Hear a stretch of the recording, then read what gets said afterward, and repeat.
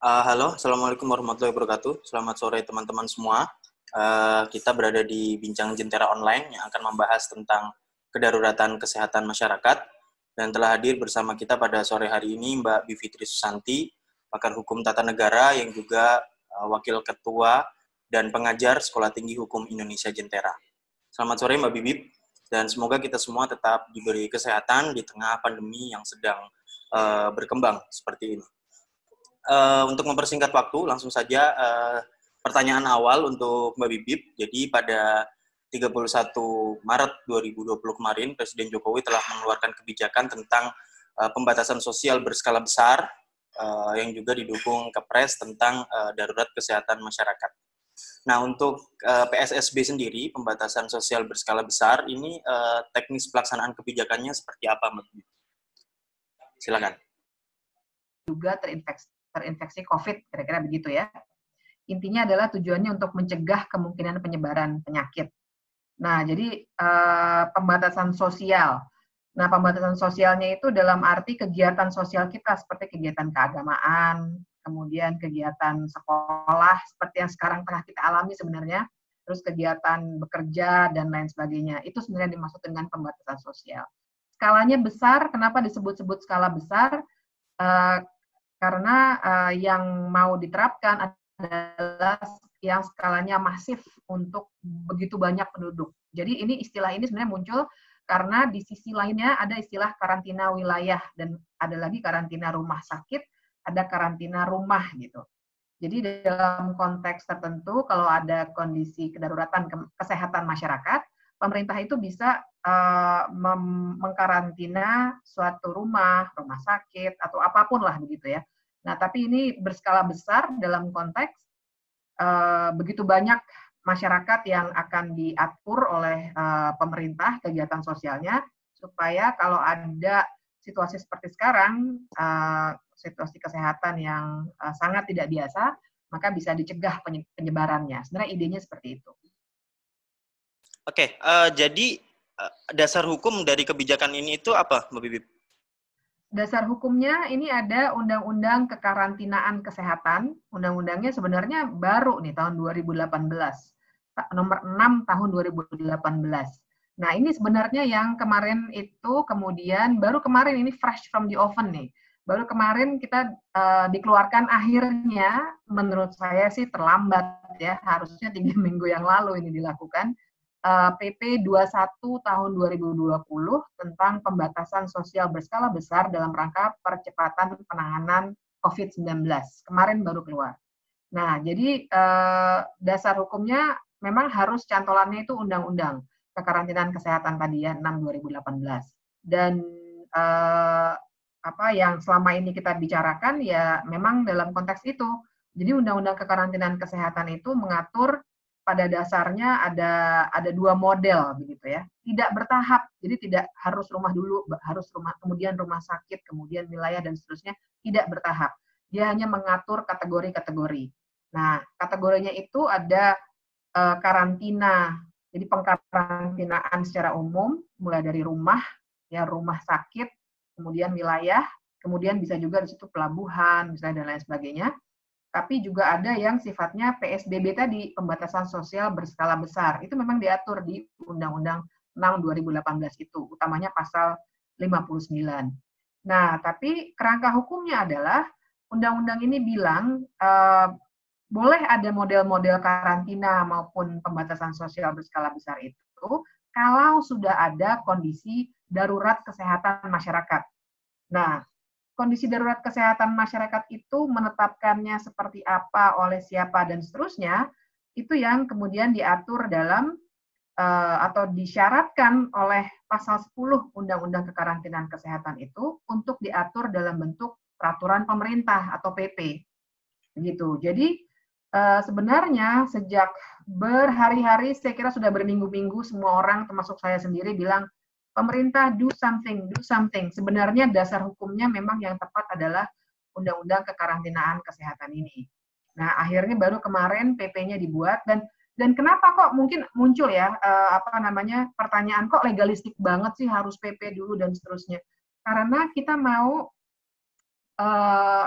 penerapan ataupun kebijakan apapun dari pemerintah, dasar hukumnya tegas. Kenapa dasar hukum ini penting? Karena ada hukum pasti akan melahirkan dua hal ya, ada hak dan ada kewajiban. Nanti turunannya banyak dari situ, tapi intinya itu. Nah, hak-hak masyarakat dengan adanya legalitas yang memadai itu akan bisa dijamin karena Undang-Undang Kekarantinaan Kesehatan bilang secara sederhana ya, saya tidak mengutip pasal, tapi pada intinya undang-undang ini mau mengatakan bahwa pemerintah nggak bisa hanya bilang kamu stay di rumah, kamu nggak boleh sekolah, nggak bisa. Tapi pemerintah harus menjamin bahwa orang-orang yang harus tinggal di rumah atau harus sekolah di rumah itu juga mendapatkan kecukupan kebutuhan paling tidak kebutuhan dasar mereka gitu. Dan jangan lupa kebutuhan dasar itu kan bukan hanya makan dan seterusnya, pendidikan begitu ya, tapi juga banyak kegiatan-kegiatan ekonomi yang akan terpengaruh. Misalnya saja, saya cukup yakin ini di antara peserta seminar online ini atau Binjen online-nya Jentera ini, banyak juga yang punya kredit motor misalnya ya, dan lain sebagainya. Nah, hal-hal seperti itu kan misalnya tidak bisa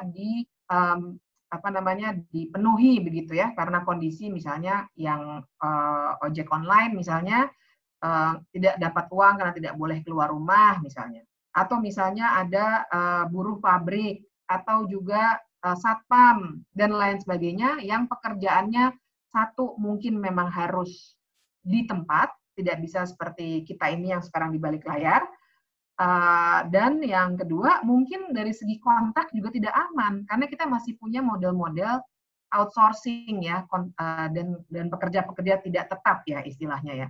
Sehingga kalau misalnya dipandang tidak produktif, dan tidak produktif ini banyak asumsinya, saya kira pengusaha, kalau dia rasional, dia akan berpikir, aduh kok saya besar nih kalau saya terus menggaji satpam saya padahal dia di rumah, misalnya begitu. Dia pecat misalnya. Artinya apa? Akan ada pengangguran yang naik jumlahnya. Kemudian belum lagi sektor informal seperti asisten rumah tangga. Saya yakin di sini juga banyak yang punya asisten rumah tangga yang mungkin kemudian karena pendapatan berkurang harus kita berhentikan. Atau supir ya dan lain sebagainya. Sektor informal banyak sekali. Misalnya pedagang di pasar yang nggak bisa jualan lagi. Atau pedagang di mall juga sekarang semua tutup. Nah, ini implikasi ekonominya kan banyak. Kalau kerangka hukumnya kuat, maka pemerintah juga berkewajiban menjaga jangan sampai negara ini kolaps begitu. Dan utamanya jangan sampai warga negara meninggal bukan hanya karena virusnya, tapi well-being-nya, kesejahteraannya yang kemudian turun karena tidak dijamin oleh negara. Gitu. Dan yang kedua, kenapa kerangka hukum ini juga penting? Jangan lupa bahwa ketika melakukan upaya-upaya dari pemerintah tadi, jadi kebijakan turunannya harus banyak sekali. Nah, itu semua kalau kerangka hukumnya tidak kuat, maka pemerintah bisa saja kemudian punya masalah-masalah pelanggaran hukum di kemudian hari. Bisa berbentuk korupsi, bisa juga berbentuk pelanggaran HAM. Korupsi misalnya saja kalau alokasi APBD ya, karena wah ini masalah kemanusiaan nih, kita harus realokasi. Tapi kalau kerangka hukumnya tidak benar, akan menjadi tindak pidana korupsi. Atau sebaliknya, kalau misalnya mau membubarkan kawinan dan lain sebagainya, sudah ada surat edaran Kapolri dan lain sebagainya. Kalau dasar hukumnya tidak kuat, mungkin semua, saya yakin pernah dapat juga tuh di India ya, yang polisi mukulin orang di masjid segala macam, itu sebenarnya melanggar HAM. Nah, jadi kalau misalnya hal-hal itu tidak ada cantolan hukumnya yang kuat, akan muncul masalah-masalah hukum di kemudian hari. Nah, jadi memang kembali ke pertanyaan Mikda tadi, sebenarnya dasar hukumnya seperti apa? Yaitu kerangka besarnya adalah di Undang-Undang Kekarantinaan Kesehatan itu, yang minta ada PP, dan kemudian dari PP itulah yang akan menentukan parameternya apa untuk menetapkan kondisi kedaruratan kesehatan masyarakat itu. Nah, dari situ bisa bergulir ke kebijakan selanjutnya yang sifatnya sangat detail. Nah, jadi pembatasan sosial berskala besar ini memang diatur dengan cukup jelas dalam Undang-Undang Kekarantinaan Kesehatan tadi. Oke, Mbak Bib. Tadi saya mendengar Mbak Bib juga pendapat tentang turunan kebijakan dari pembatasan sosial berskala besar ini. Nah, tadi juga sempat disinggung tentang kondisi ekonomi yang juga ikut mengiringi pandemi ini. Nah, untuk PSSB sendiri ini, pembatasan sosial berskala besar, apakah ada teknis kebijakan yang kemudian bisa memfasilitasi penjagaan dari negara kepada masyarakat terkait dengan ekonomi ini? Ya, jadi dalam undang-undang ataupun PP jadi kemarin ya. Jadi kan saya sekalian masuk ke yang masih segar kemarin itu ya. Saya kira banyak juga yang ikutan dalam bincang jentera ini karena penasaran kemarin yang dikeluarkan pemerintah itu apa sih gitu ya. Jadi kan sebenarnya yang dikeluarkan oleh pemerintah itu dua tadi yang saya sebut ya, PP Peraturan Pemerintah Nomor 21 Tahun 2020 tentang pembatasan sosial berskala besar dalam rangka percepatan penanganan COVID. Kemudian yang kedua, keluar juga Kepresnya itu nomor 11 tahun 2020, itu adalah penetapan kedaruratan kesehatan masyarakatnya. Jadi darurat kesehatan masyarakat itu memang harus ada penetapannya dulu, baru kemudian turun kemana-mana. Kemudian yang ketiga, yang nggak boleh kita lupa juga, dan ini sebenarnya penting karena soal ekonomi, sebenarnya ada Perpu juga. Peraturan Pemerintah Pengganti Undang-Undang Nomor 1 Tahun 2020 yang pada intinya mengatur soal paket-paket stimulus ya, kebijakan ekonomi supaya pemerintah bisa merealokasi APBN dan kemudian menggunakan bentuk-bentuk pajak baru juga supaya ada pendapatan, karena begitu besar sebenarnya dana yang harus dikeluarkan oleh pemerintah untuk menjaga jangan sampai ekonomi kita kolaps gitu. Karena kita bicara ekonomi kolaps ini kita tidak hanya bicara negara, dampaknya nanti akan ke warga negara juga begitu. Termasuk juga layanan kesehatan masyarakat yang bisa ikut menurun kualitasnya dan bahkan kolaps kalau misalnya dananya tidak ada. Nah, jadi ini yang kalau boleh saya akan coba share sedikit satu catatan yang sekedar untuk menunjukkan ke semuanya mengenai berbagai, kelihatan ya Mikdad ya, ini adalah berbagai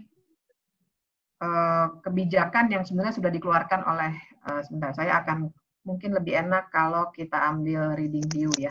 Nah, ini lebih kelihatan nggak Mikdad? Ya, kelihatan Mbak. Nah, ini yang mau saya tunjukkan yang halaman ketiga ini.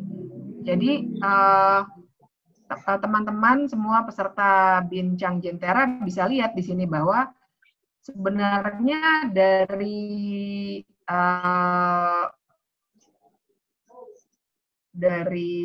banyak pihak, ya ini saya coba daftar, tapi mungkin ada yang kurang, ini masih ongoing, karena saya cukup penasaran juga untuk lihat landscape-nya, sebenarnya apa aja peraturan hukum yang sudah keluar, kebijakan dan lain sebagainya, yang terkait dengan penyebaran COVID ini.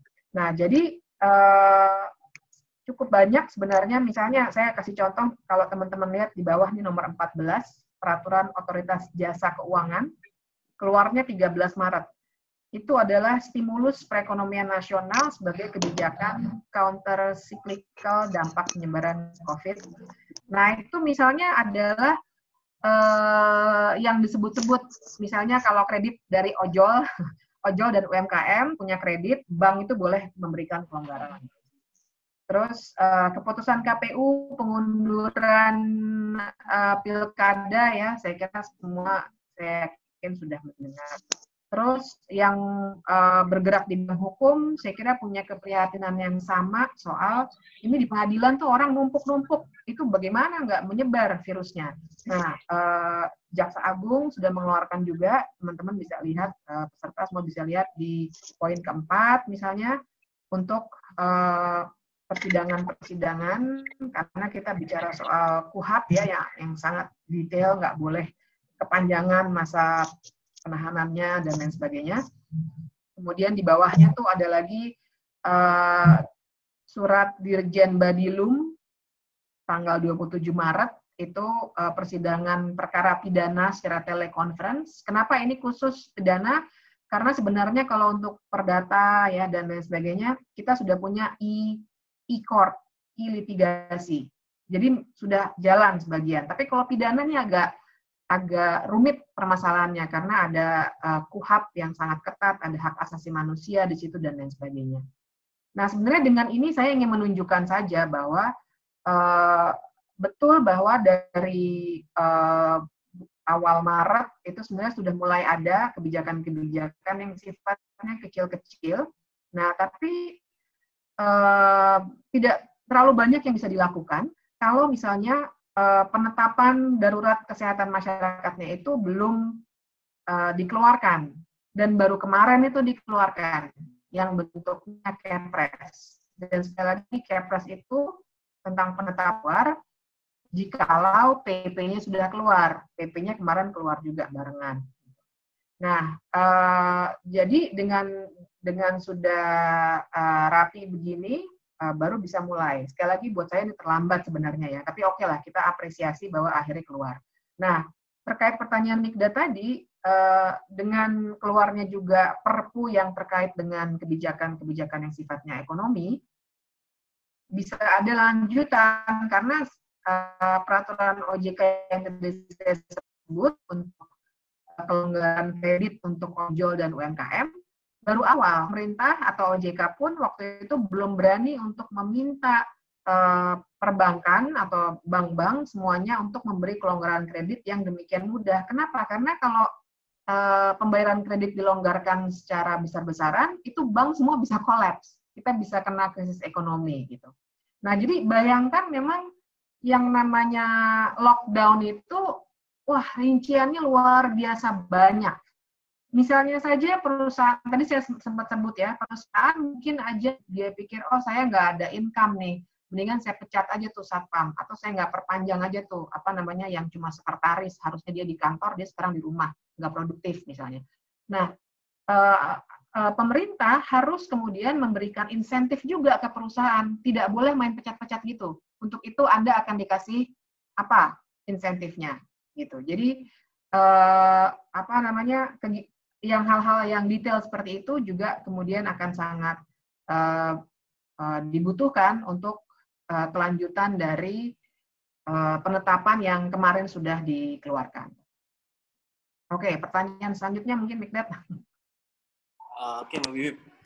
Terus kita coba masuk ke teknis kebijakan PSSB ini ya, dan kita juga memantau gitu mungkin di media sosial banyak pro kontra yang bergulir dari masyarakat melihat pemerintah yang menerbitkan kebijakan ini.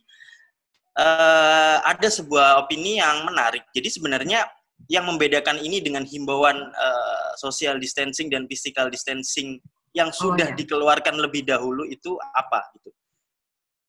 Ya, ini pertanyaan yang memang banyak sekali yang muncul ya. Jadi bedanya adalah kalau kemarin itu himbauan itu ya sifatnya karena himbauan ya, jadi tidak bisa sanksi ya, kemudian juga tidak bisa diterapkan dengan pengawasannya juga tidak bisa dilakukan karena sumber daya manusia ataupun kelembagaannya untuk mengawasi belum jelas gitu.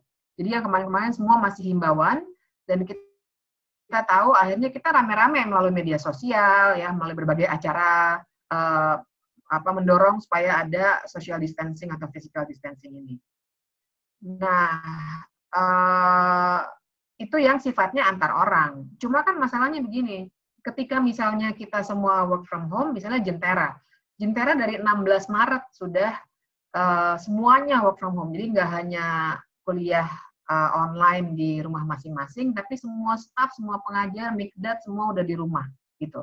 Tapi saya tahu persis tetangga-tetangga saya, teman-teman saya, yang sampai minggu lalu itu masih kerja gitu. Tapi sekali lagi sifatnya hanya himbauan. Jadi pemerintah juga tidak bisa memaksa kantor-kantor untuk membuat semua pekerjanya kerja di rumah. Jadi tergantung ini saja, tergantung pemahaman dari setiap manajemen kantor gitu. Kalau di Jentera, menurut saya, alhamdulillah ya kita paham, ngerti bahwa kita harus segera work from home. Jadi tanggal 16 sudah semua work from home. Tapi Bahkan BUMN saya perhatikan itu banyak sekali yang macet itu di depan rumah saya masih macet kalau pagi sampai minggu lalu. Karena ternyata masih banyak orang yang diwajibkan untuk datang ke kantor dengan segala resikonya.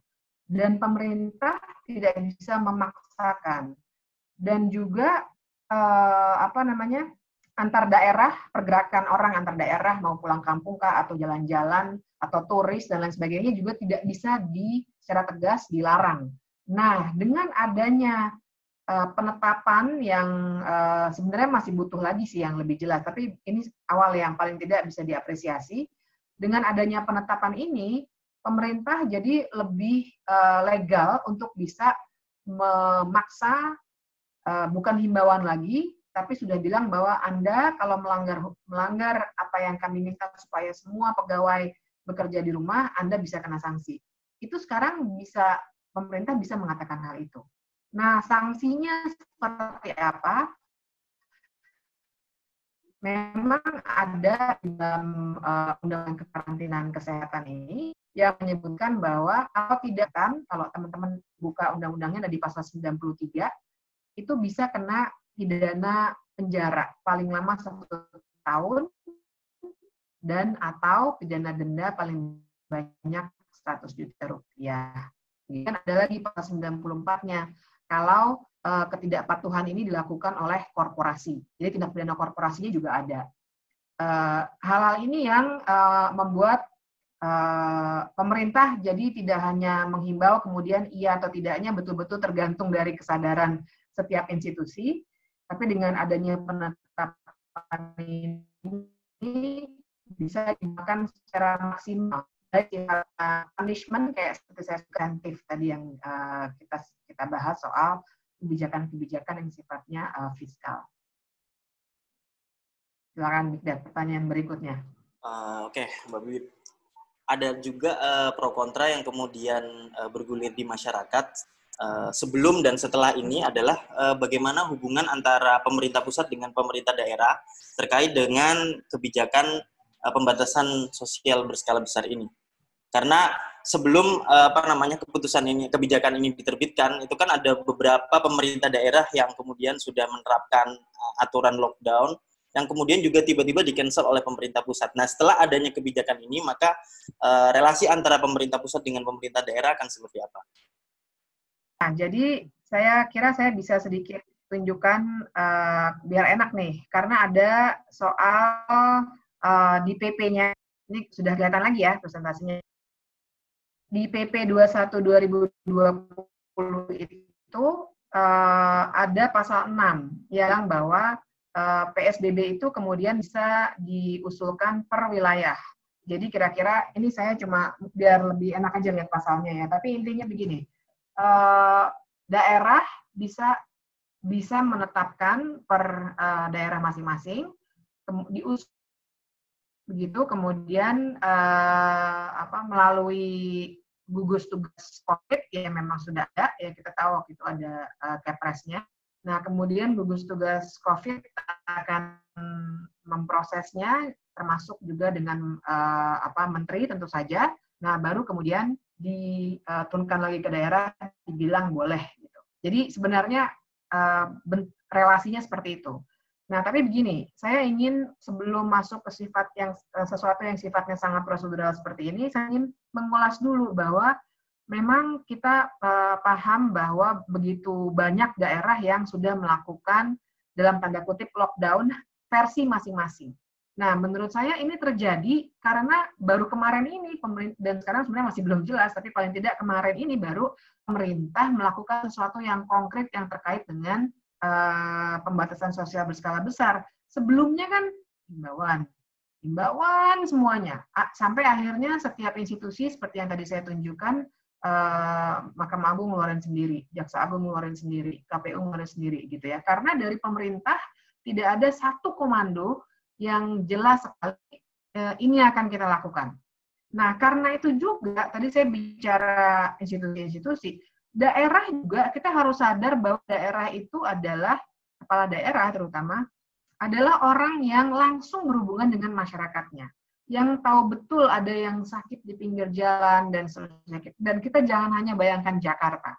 Kita bayangkan Papua, kita bayangkan Kalimantan Selatan atau Nusa Tenggara Timur dan lain sebagainya, yang mungkin kita tidak bisa lihat, membentuk kebijakan tidak bisa lihat kondisinya seperti apa gitu.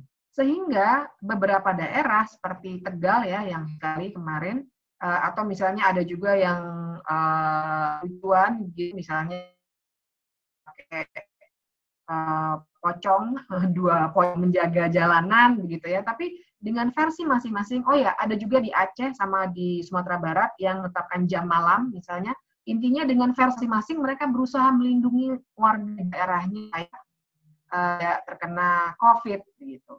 Nah, kenapa ini terjadi? Itu tadi, karena pemerintah pusat tidak atau kemarin belum memberikan arahan. Menurut saya harusnya pemerintah pusat itu dari awal, dari 3 minggu yang lalu, harus memberikan satu parameter. Kapan suatu wilayah itu boleh atau tidak boleh menutup lockdown lah gitu ya, menutup ataupun membatasi kegiatan sosial di wilayahnya. Kemudian kedua, data apa dan bagaimana cara mendapat data itu untuk memenuhi parameter tadi. Karena beberapa hari yang lalu saya diskusi dalam sebuah diskusi online juga dengan Kang Emil misalnya di Jawa Barat. Saya kasih contoh dia karena kebetulan saya ngobrolnya dengan beliau. Dia itu bikin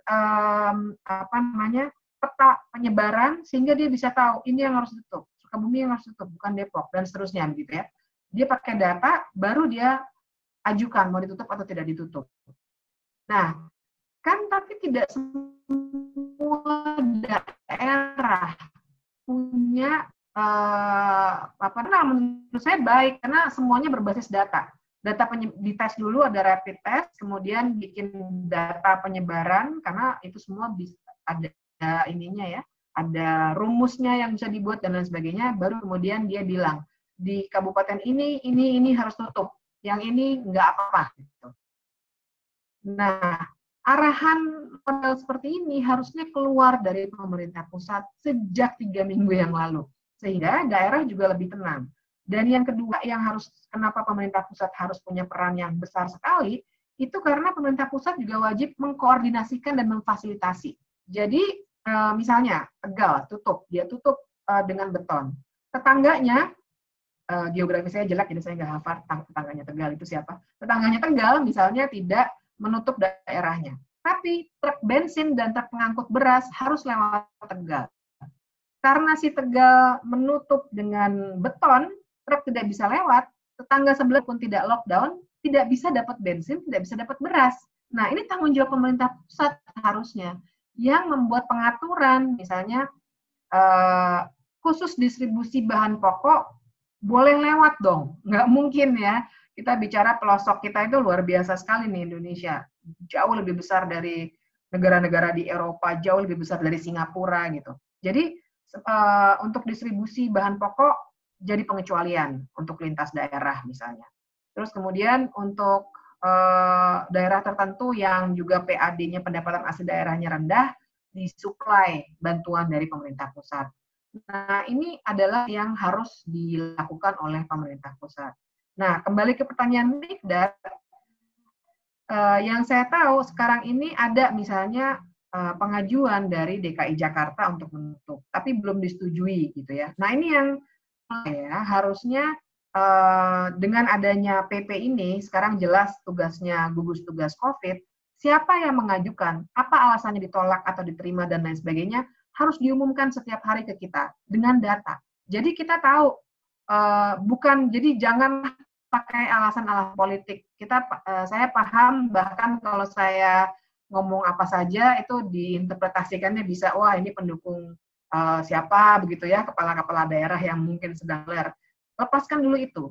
Setiap kepala daerah bisa mengajukan dengan data dan kalau ditolak oleh gugus tugas COVID, sampaikan ke masyarakat misalnya DKI Jakarta atau Bogor ditolak untuk lockdown karena menurut kami data kami seperti ini, penyebarannya tidak terlalu luas misalnya gitu. Nah ini yang kita semua tidak dapat itu, Mikdad. Jadi saya mengapresiasi di satu sisi, tapi saya masih mengkritik karena saya masih belum ada progres yang baik. Kita harus lihat bahwa ini tingkat kematiannya kemarin-kemarin udah 120-an per hari. Ini nyawa orang loh. Jadi bukan angka ya. Bayangkan kalau itu kerabat keluarga kita, orang tua dan lain sebagainya. Pemerintah tuh betul sudah bekerja keras, tapi harus bekerja lebih keras lagi karena kita bicara perbandingannya di negara lain, di Italia ya itu sudah sangat parah. Kemudian di Amerika Serikat juga sangat parah. Memang harus ada kebijakan yang sifatnya nasional. Walaupun nanti saya setuju bisa per wilayah, jadi mengajukan satu-satu. Nah, tapi kebijakan nasionalnya ini harus jelas dan informasinya ke kita ini harus jelas. Jangan sampai masyarakat ini dibiarkan kayak seakan-akan kita didiemin aja sampai mati gitu. Karena kita tahu juga ya, rekan-rekan saya aja yang cukup banyak koneksinya mau masuk ke rumah sakit rujukan pemerintah ditolak tadi malam karena kepenuhan. Bayangkan kalau orang yang tidak koneksi dan orang yang miskin, ini tanggung jawab pemerintah harusnya. Nah inilah yang menurut saya harusnya hubungan pemerintah daerah dengan pemerintah pusat dan hubungan kita semua dan pemberian informasi yang cukup kepada masyarakat gitu. Jangan sampai nanti kita udah sampai di titik di mana tingkat kematian sudah sampai di atas 500 seperti yang sudah terjadi di negara-negara lain. Silakan Mikdad. Oke, baik Mbak Bibip, mungkin kalau dari saya cukup dan saya rasa teman-teman juga udah mulai banyak yang ingin bertanya langsung kepada Mbak Bibip tentang kedaruratan kesehatan masyarakat ini. Jadi saya lempar ke teman-teman untuk sesi pertanyaan. Kita buka sesi pertama ini dengan 3 orang penanya. Nanti silahkan bertanya satu persatu dan nanti akan dijawab langsung aja Mbak Bibip ya. Maksudnya 3 penanya dulu baru nanti Mbak Bibip jawab, seperti itu. Oke. Jadi silakan teman-teman yang ingin bertanya, klik raise hand yang ada di sebelah kanan dan nanti akan saya buka unmute-nya. Silakan. Belum ada? Oke, satu. Belum ada ya? Ada. Sebentar.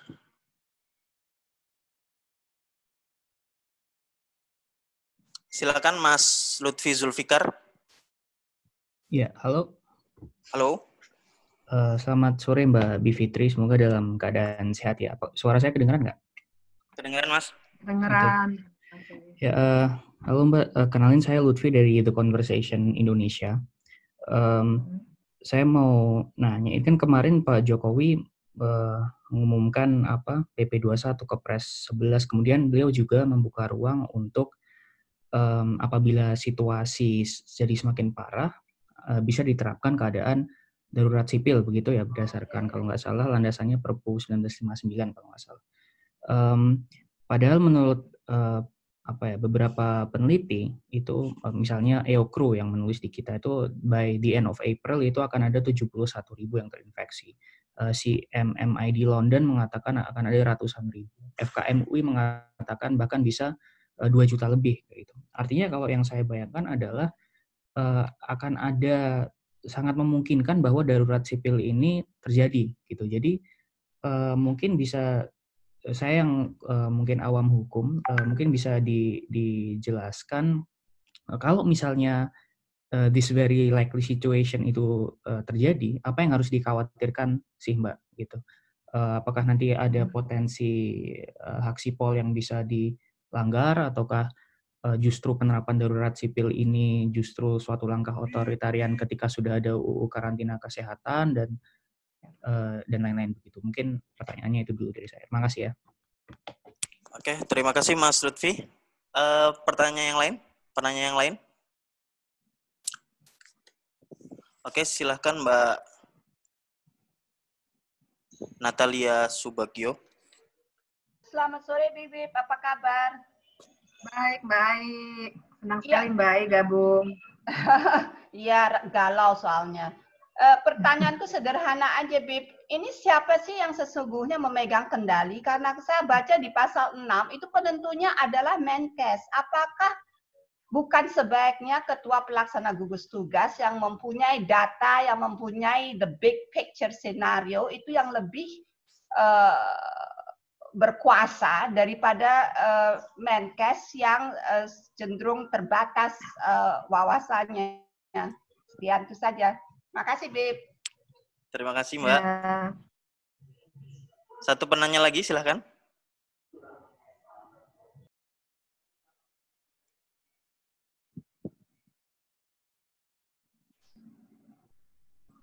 Ada lagi?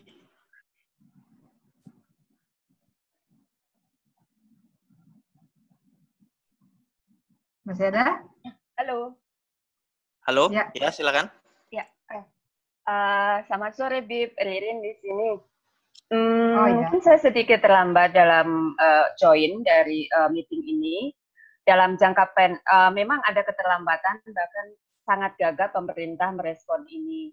Tapi ada juga beberapa pembelajaran terkait kebijakan lockdown atau ada kemudian evaluasi misal di beberapa negara di Eropa seperti even Italia, Jerman, kemudian Switzerland, dan beberapa negara lain. Tapi mungkin kalau fokus di Indonesia, mungkin ada kemiripan antara India, Indonesia, dan Filipina, bahwa lockdown itu tidak sepenuhnya bisa berjalan dengan baik, karena kultur masyarakat, kemudian informal sektor kita lebih banyak, artinya dampak ekonominya akan sangat luar biasa. Di sisi lain, ada juga beberapa perdebatan terkait dengan kapasitas negara untuk menanggulangi ini semua. Tentu kita sepakat dalam konteks pendekatan human right, manusia yang menjadi utama, tapi bagaimana kita memitigasi jangka pendek dan jangka panjang di tengah situasi saat ini. Gitu. Itu, Bib. Thanks. Bagaimana memitigasi situasi jangka pendek dan jangka panjang? Oke. Oke, terima kasih untuk teman-teman yang sudah bertanya. Ada 3 pertanyaan, Mbak Bib, yang tadi diajukan. Yang pertama adalah tentang darurat sipil apabila keadaan nanti semakin memburuk. Jadi apa yang harus dikhawatirkan dengan penerapan darurat sipil ini? Terus pertanyaan kedua adalah siapa yang sebenarnya memegang kendali dari kebijakan pembatasan sosial berskala besar ini? Terus yang ketiga, mitigasi jangka pendek dan jangka panjang. Silakan, Mbak Bib. Ya, terima kasih. Yang pertama dulu ya, dari Mas Lutfi, ini saya kira sangat-sangat menarik nih, karena kemarin begitu Presiden menyebut-nyebut darurat sipil, semua orang heboh, tapi begitu kemarin PP itu keluar, saya pikir sudah tidak perlu dibahas lagi, tapi ternyata memang ini mungkin menginginkan ya karena ketidaktahuan mungkin, tapi sebagian pihak yang mungkin lebih tahu sebenarnya sangat menolak gitu. Jadi rupanya masih sangat relevan untuk dibahas. Jadi darurat sipil itu kalau saya termasuk kelompok yang menolak sama sekali. Jadi kalau dalam hukum tata negara memang ada bahkan satu bidang khusus itu namanya hukum tata negara darurat. Kita punya Undang-Undang 23 tahun 1959, memang tulisannya 23/PRP 1959 karena dulunya Perpu, tapi sebenarnya itu bukan Perpu lagi, itu memang sudah jadi undang-undang, cuma kodenya dulu waktu zaman Orde Lama itu masih dikasih kode PRP. Nah, Undang-Undang 2359 itu mengatakan kita punya 3 kondisi darurat, yaitu darurat sipil, darurat militer, dan darurat perang. Nah, kenapa dalam ilmu hukum tata negara ini kajian khusus ya, kondisi HTN darurat ini khusus? Karena dalam konteks kondisi darurat yang harus dideklarasikan dulu, memang pemerintah seakan-akan diperbolehkan untuk melanggar HAM atas nama menjaga stabilitas politik. Intinya begitu, dan keamanan tentu saja. Jadi pendekatannya selalu keamanan, karena asumsinya negara harus melindungi warganya, kan begitu ya, kita kalau HTN bicara soal relasi antara negara dengan warganya. Nah, jadi dengan Undang-Undang 23/1959 itu, darurat sipil misalnya kita punya contoh, pernah diterapkan di Ambon. tahun 2000 ya, karena kerusuhan. Darurat militer kita ingat dulu di Aceh waktu ada pemberontakan GAM itu diterapkan. Darurat perang belum pernah, tapi intinya begini yang ingin saya katakan. Undang-Undang 23 1959 itu memang pendekatannya adalah pendekatan keamanan, begitu. Nah, dengan pendekatan keamanan, maka konsekuensinya dua. Satu, dari segi struktur komando, walaupun namanya darurat sipil, struktur komandonya sangat mengikuti struktur komando militer. Ya, karena pendekatannya keamanan tadi, yang mau dijaga keamanan, tujuannya keamanan. Dan kemudian yang kedua, karena pendekatannya keamanan, maka tindakan-tindakan yang boleh dan bahkan juga harus dianggapnya ya dilakukan oleh pemerintah adalah pelarangan-pelarangan yang sifatnya sangat memaksa. Misalnya membubarkan kerumunan, membredel pers. Hati-hati loh nih orang pers nih. Kemudian menyadap percakapan, memotong sambungan telepon, yang hal-hal kayak gitu. Jadi bayangkan kalau kondisi darurat seperti halnya kalau ada pemberontak.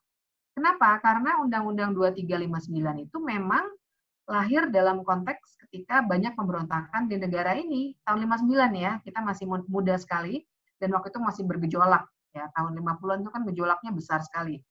Nah, sementara yang kita butuhkan saat ini, kita bukannya mau mengenyahkan pemberontak, kita mau mengenyahkan virus. Sangat berbeda. Pendekatannya harusnya memang pendekatan kesehatan dan well-being.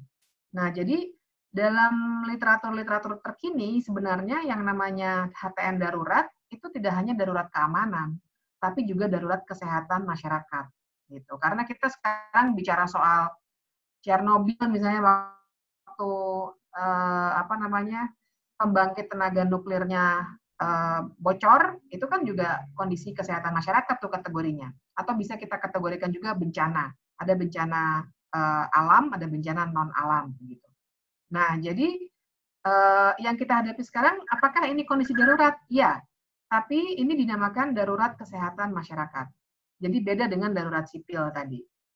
Nah, jadi dengan itu, kalau misalnya dikatakan, wah kalau nggak darurat sipil nanti negara nggak bisa maksain tuh bubarin orang-orang.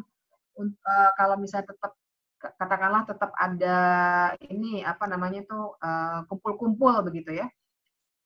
Tidak betul, karena darurat kesehatan masyarakat juga menciptakan kondisi di mana pemerintah bisa melakukan penegakan hukum dalam situasi khusus.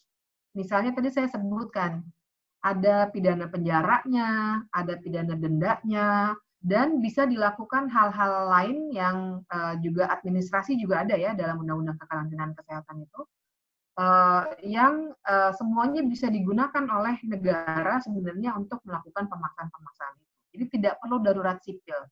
Dan kenapa saya sangat tidak setuju juga karena bayangkan karena kondisi darurat sipil itu pendekatannya keamanan tadi, jadi yang akan dia lakukan bisa jadi tidak akan punya pengaruh terhadap penyebaran virus. Misalnya, orang-orang kalau kita lihat film potongan-potongan itu yang di India dipukul-pukulin itu, kemudian digiring ke tempat lain, atau misalnya ditahan rame-rame, sama saja.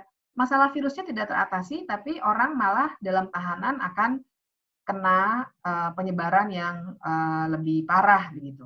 Nah, kalau darurat kesehatan masyarakat ini, kalaupun ada hal-hal yang harus dilakukan dalam rangka mendisiplinkan orang untuk tetap tinggal di rumah, pendekatannya bisa dua tadi, punishment and reward. Punishment tetap ada, disediakan juga oleh hukum, tapi reward-nya juga ada.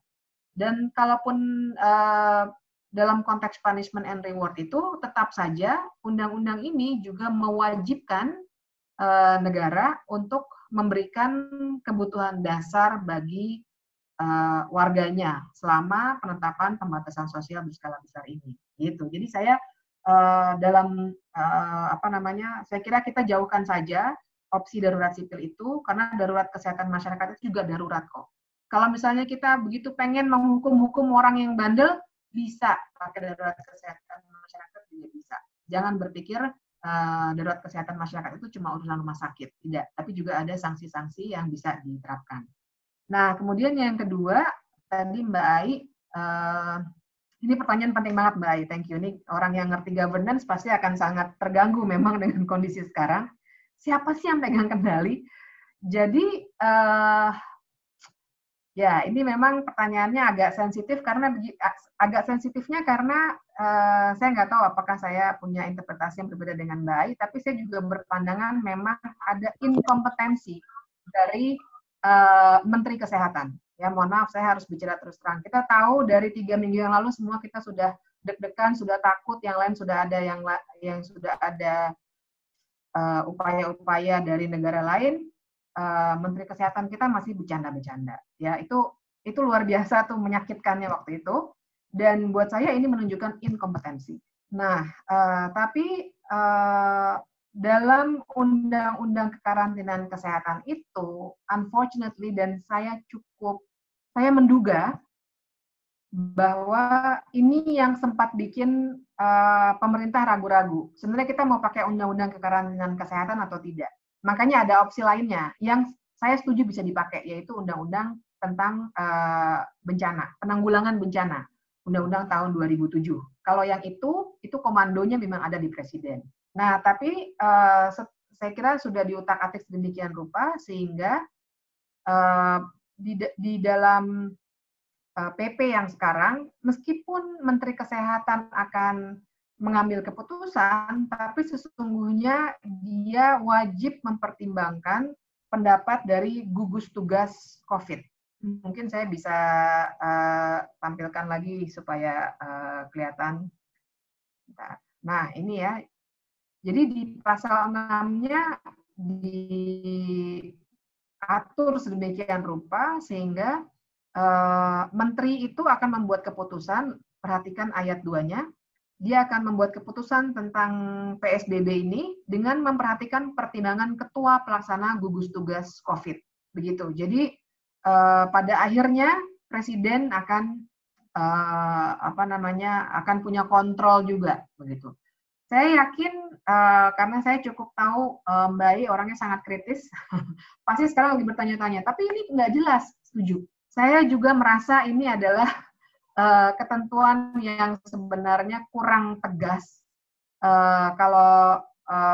Dan itu satu, kurang tegas ya. Tapi yang kedua juga, menurut saya kita ini seperti refleksi saya ya, terutama belakangan ini. Kita ini di Indonesia seringkali ada inkompetensi kelembagaan atau aktor. Terus kita karena relasi-relasi, mungkin karena pertimbangan politik, kita ambil jalan muter, ketimbang orangnya diganti gitu. Jadi akhirnya memang seperti inilah yang terjadi. Tapi balik lagi ke pertanyaan Mbak Ai tadi, siapa sih yang pegang kendali? Menurut PP 21 2020, sebenarnya gugus tugas COVID itu role-nya akan lebih besar, dan utamanya presiden. In reality itu presiden tetap akan memegang karena saya paham sebenarnya Pak Jokowi juga menginginkan agar kontrolnya betul-betul ada di dia. Karena gugus tugas COVID ini juga pakainya undang-undang penanggulangan bencana ya, di mana yang pegang komando memang presiden. Seperti itu. Nah, pertanyaan ketiganya dari Ririn, bagaimana memitigasi ya? Saya kira dengan segala kritik terhadap keterlambatannya tadi, bahwa kemarin itu baik sekali sudah keluar juga Perpu yang mengatur mengenai keuangannya. Ya, saya kira banyak juga yang sudah membacanya. Tapi intinya banyak hal yang kemudian harus dilaksanakan oleh pemerintah, pasti perlu dana. Nah, perlu dananya dari mana? Beberapa wartawan udah ada yang nanya, perlu dipotong gaji nggak Mbak? Nanti dulu, kita hitung dulu nih. Potong gaji itu mungkin terdengar heroik, tapi datanya dulu sebelum potong gaji. Satu, kebutuhannya sebenarnya berapa? Misalnya bantuan langsung tunai ya, kita diskusikan di awal bahwa banyak penerima BLT mungkin akan sangat bertambah. Ini waktunya agak panjang ya. Sangat tinggal sedikit lagi ya, Mikdet ya. Nggak apa-apa Mbak, intinya sih lanjutkan aja. Nggak apa-apa ya. Intinya sih Mitigasi itu bisa melalui tentu saja data itu harus kuat sekali. Dari segi keuangan, saya kira Indonesia punya Menteri Keuangan yang baik ya, sehingga makanya dia cepat, perpunya udah kita bisa paham, ditahan-tahan 2 minggu nih kayaknya menggodok perpu itu sangat luar biasa gitu, cepat sekali berdasarkan data keluar kebijakan tadi ya. Perpunya itu kan bahkan memperhitungkan sudah sumber-sumber keuangan negara lainnya ya, seperti pajak-pajak yang sifatnya baru ya, menyentuh ke hukum perdata internasional. Kalau kata rekan kami pengajar perdata di Jentera, saya kira nanti bagus juga nih Mikdad kalau kita bahas lebih lanjut perpu ini, soalnya menarik sekali. Tapi Bang Aziz, pengajar perdata itu juga punya catatan-catatan terhadap pelaksanaannya nanti. Tapi itu sudah a good start untuk yang sifatnya ekonomi. Nah, tapi begini, yang saya kira kenapa saya masih aja ngeritik pemerintah, karena banyak sekali di lapangan ketidakjelasan informasi. Menurut saya, pemerintah kita masih belum memberikan informasi yang cukup untuk bahkan membantu relawan-relawan. Maksud saya begini, masyarakat sipil, kita masih bisa mengucapkan syukur alhamdulillah dan puji Tuhan bahwa masyarakat sipil kita masih kuat dalam soal-soal kemanusiaan. Kita tahu begitu besar orang yang nyumbang, jadi relawan, dan lain sebagainya. Mereka semua juga butuh difasilitasi oleh pemerintah. Nah, tapi apa yang terjadi selama ini, seperti yang tadi saya cerita sedikit, tadi malam saya harus telepon orang-orang yang dekat dengan istana hanya untuk memasukkan teman yang sudah tidak sadar, pasien dalam pengawasan, supaya dia bisa masuk rumah sakit rujukan pemerintah. Ditolak oleh 5 rumah sakit. Nah, ini adalah orang yang punya uang dan punya koneksi. Makanya kita bisa telepon-telepon, akhirnya dia tadi malam masuk rumah sakit, dapat tempat. Bayangkan orang miskin yang nggak punya koneksi, apalagi uang. Nah, kalau orang yang sakitnya begitu, apa mau dibiarkan meninggal dunia gitu. Nah, misalnya kita banyak data soal ternyata angka hospital bed kita itu di Indonesia cuma per 10.000 orang cuma berapa, 14 atau sesuatu kecil sekali gitu, mengejutkan waktu saya lihat datanya. Nah, itu kan berarti pemerintah mesti menjelaskan. Misalnya dengan dibukanya Kemayoran, maka sudah bertambah sekian. Jadi masyarakat tenang, misalnya gitu ya. Atau ketika mahasiswa saya ada yang deg-degan karena, wah jangan-jangan saya COVID nih Mbak. Saya waktu itu bingung. Jadi saya mesti kemana dulu nih mahasiswa saya. Kemudian baru ada informasi, oh bisa telepon Dinkes DKI Jakarta misalnya. Nah menurut saya, mitigasi yang ditanya oleh Ririn itu mesti dilakukan dengan cara lebih tegas lagi, pemerintah memberikan kebijakan yang menegaskan betul. Ini sebenarnya kita udah lockdown atau belum? Karena kalau saya masih melihat belum ada ketegasan soal itu. Mudik saja misalnya, bentuknya masih himbauan. Yang saya tahu surat edaran itu untuk aparatur sipil negara. Ya tadi di tabel yang saya buat tadi ya. Tapi untuk yang sifatnya keras bilang tidak boleh mudik nanti dan seterusnya sebenarnya kita belum punya loh. Nah jadi buat saya harusnya pemerintah kemarin sudah keluarkan penetapannya, hari ini mestinya udah keluarin. Nggak boleh lagi ada yang begini, nggak boleh lagi ada yang mudik dan seterusnya. Menurut saya itu yang harus segera dilakukan pemerintah, bukan hanya kebijakan fiskalnya, tapi juga hal-hal yang sifatnya keluar masuk orang, pergerakan orang, itu udah harus ada kebijakan yang lebih jelas lagi, dan please jangan himbauan lagi, tapi sudah kebijakan sehingga nanti polisi juga bisa mulai pakai pidananya tadi. Kalau ada yang masih bandel, bisa dibubarkan, dan seterusnya. Seperti yang tadi kita inginkan. Sekarang ini, ya sudah ada penetapan, tapi belum jelas seberapa nih, karena ternyata menurut pasal 6 tadi, daerahnya harus mengajukan dulu, baru kemudian diumumkan. Udah ada yang diumumkan belum? Belum sampai sekarang. DKI pun belum ditutup. Silakan, Mikdad. Oke, karena waktu sudah jam 5, tapi kayaknya diskusi masih seru gitu. Saya buka sesi kedua untuk pertanyaan, tapi mungkin untuk sesi ini teman-teman yang bertanya hanya bisa 2 orang saja. Silahkan untuk yang ingin bertanya bisa klik raise hand yang ada di kanan agar saya bisa tahu.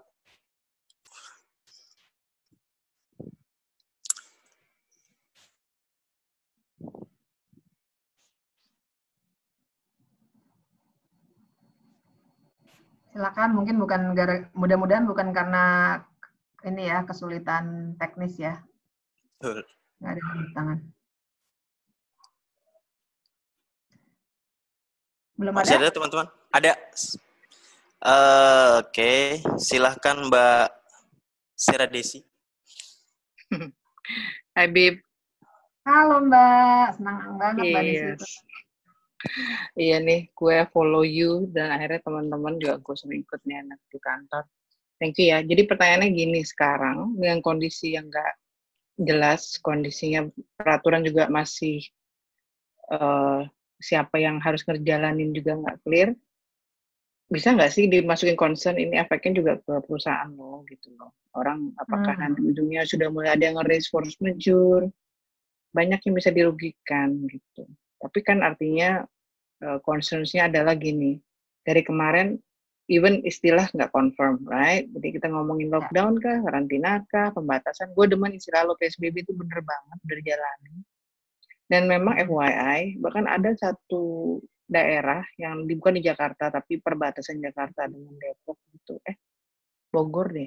Gue lupa tuh daerah mana tuh, tapi polisi loh yang bahkan memberikan arahan yang terkait dengan satu, bagaimana jika ada satu kasus confirm case dari pasien COVID. Lucu kan? Jadi sekarang ini benar-benar butuh komando, tapi mungkin yang bisa disounding adalah desisi dari yang kemarin akhirnya diserahkan kepada pemerintah daerah itu, juga arahannya bagaimana. Dan yang dari kemarin dari concern pemerintah, kita paham, tapi sekarang dari sisi ya yang menjalankan usaha maupun orang-orang yang pekerja gitu, ketidakpastian ini benar-benar mengganggu. Jadi FYI ya mulai banyak kan akhirnya berpikir perlu risk nggak ya force majeure, bahaya gitu aja. Thank you. Oke. Terima kasih. Selanjutnya ada Novit. Silakan. Oke, sore Mbak Bibip. Sore Novit, sehat ya? Sehat, puji Tuhan. Ini Mbak Bib, ini kan sebenarnya aku sih cuma mikir aja, Jakarta ini yang lagi heboh nih Jakarta. Tasik dia mau karantina lokal. Ya. Tegal karantina lokal. Boleh dan itu boleh dan diperbolehkan. Tapi giliran DKI ini kok jadi kayak aja gitu loh, dan kayak jadinya orang-orang menyangka ini adalah politik gitu loh. Ini politik si A sama si B gitu kan. Sehingga kita sendiri nih melihat Jakarta ini kayak apa ya, nggak pernah klop sama pusat gitu loh. Jadi seakan-akan misalnya dia kemarin ngeluarin jumlah kematiannya tinggi, berbeda sama si pusat. Jadi permasalahan lagi, polemik lagi gitu kan. Yang kayak begitu-gitu, padahal sebenarnya di pasal 3 jelas bahwa jumlah kematian akibat penyakit meningkat ini bisa disampaikan, terus nanti bisa jadi acuan dan lain-lain. Tapi kok pemerintah pusat selalu kayak ngebalikin lagi dan ditahan. Padahal kita tahu DKI pusatnya permasalahan juga gitu kan. Menurut Mbak Bibi sebenarnya apa sih gitu loh? Sebenarnya pandangannya gimana sih nih? Kita harus menyikapi ini gimana? Gitu aja sih. Oke, langsung Mikdat ya, saya jawab ya. Jadi pertanyaan Mbak Desi, thank you Mbak Desi, ini bagus banget pertanyaannya karena juga sebenarnya ada yang saya sekalian ya, ada yang bertanya juga melalui chat di Zoom ini soal perusahaan tuh gimana sih sebenarnya bisa ngasih unpaid leave ke karyawan nggak, potong cuti tahunan nggak? Ini konkret sekali. Persis saya kira ini senada dengan pertanyaan Mbak Desi. Jadi memang ada dua hal yang secara hukum kita harus hadapi betul. Pertama, Mbak Desi tadi nanya efeknya ke perusahaan. Belum banyak juga misalnya yang tahu, nih makanya kuncinya memang informasi sama data yang kita tuh sangat jelek ya pemerintah kita. mudah-mudahan bisa diperbaiki lah. Ini anggaplah ini sebagai kritik ya yang konstruktif, bahwa sebenarnya sudah ada surat edaran Menteri Tenaga Kerja nomor 3 tahun 2020 yang ini mengatur terkait dengan COVID. Jadi kata saya baca sekian aja ya surat edaran ini bisa itu bahwa para gubernur diminta untuk mengupayakan pencegahan penyebaran COVID di lingkungan kerja dengan itu tadi dengan K3, dengan work from home dan seterusnya. Dan juga minta supaya ada perlindungan pengupahan bagi pekerja atau buruh yang terkait dengan pandemi COVID ini. Jadi sebenarnya sudah ada hal-hal seperti itu sehingga sebenarnya perusahaan tetap yang tidak masuk dikatakan di sini bagi pekerja atau buruh yang tidak masuk kerja karena sakit COVID-19 dan dibuktikan dengan keterangan dokter, maka upahnya dibayarkan sesuai peraturan perundang-undangan misalnya. Kalau karantina atau diisolasi juga harus dibayar upahnya secara penuh. Nah, teknisnya kita bisa bicarakan lebih lanjut, tapi intinya ada. Dan kemudian yang kedua, pertanyaan Mbak Desi, saya mau kaitkan dengan kalau orang hukum itu akan bicara soal force majeure memang, kondisi kahar kalau saya nggak salah ya bahasa Indonesianya. Force majeure itu kalau misalnya kita kontrak, kita gagal melakukan prestasi. Kalau kontrak kan ada prestasi-prestasi yang harus diberikan oleh para pihak gitu ya. Nah, kalau kita gagal memberikan prestasi karena kondisi yang tidak bisa diprediksi sebelumnya, itu namanya force majeure. Nah, ini kan sekarang kita banyak nih kondisi yang tiba-tiba jadi ini kondisi kita aneh nih 2 minggu ini semuanya begitu. Nah, tapi pertanyaan banyak muncul di grup-grup yang isinya orang-orang hukum, ini udah bisa force majeure belum ya? Nah, untungnya kemarin sudah keluar tuh penetapan Kepres dari pemerintah.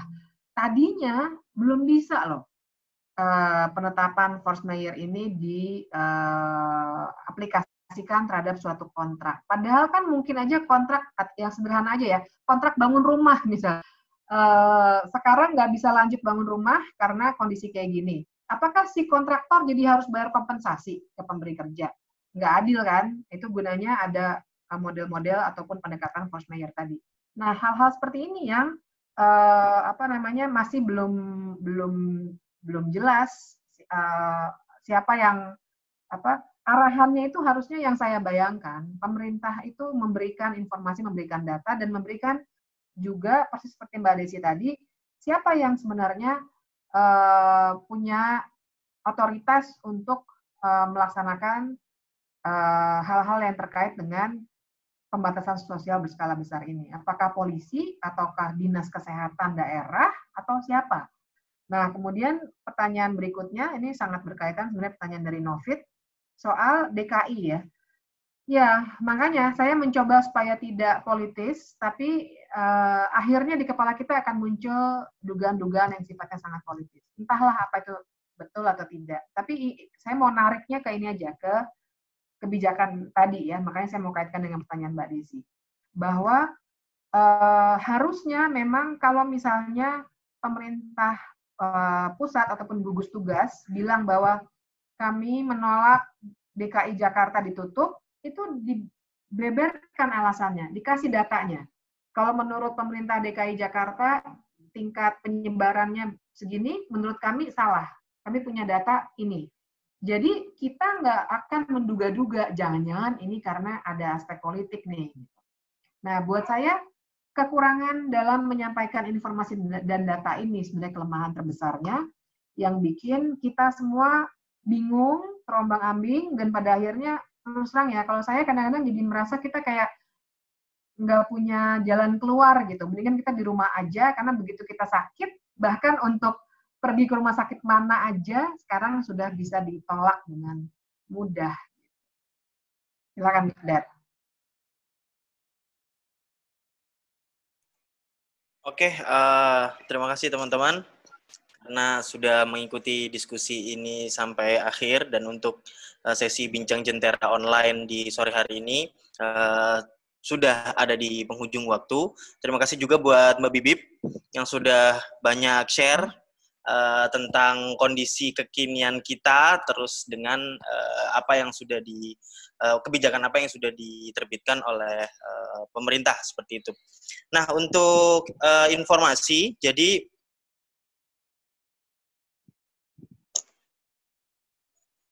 Bincang Online Jentera akan kembali diselenggarakan pada hari Jumat besok, tanggal 3 April, jam 10 sampai jam 12 siang, dan akan mengambil tema catatan atas kebijakan penanganan COVID-19 pada sistem peradilan pidana.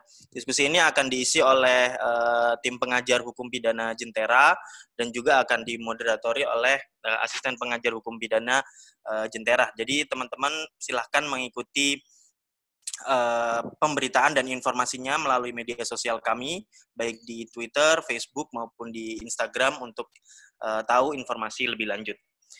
Terima kasih Mbak Bibip.